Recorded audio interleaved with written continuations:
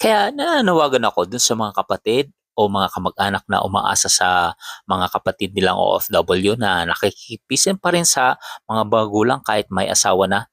Isipin niyo na dalawa na kayo ng inyong asawa o kaya tatlo pa o higit pa dahil magkakaanak na kayo, huwag ninyong hayaan na nagkakasamaan ng loob ang kapatid ninyo at ang mga magulang niyo dahil lang sa inyo. Tulad ng binanggit ko kanina na ang mga magulang ay marami ng iniintindi lalo na kung marami kayo sa loob ng bahay. Paglilinis, paglalaba, na may kasama pang pamamalatya, pagluluto. But sana kung tulong-tulong kayo. Minsan, silipan pa nga kayo ng silipan sa mga kamalian ninyo, sa mga ugali ninyo.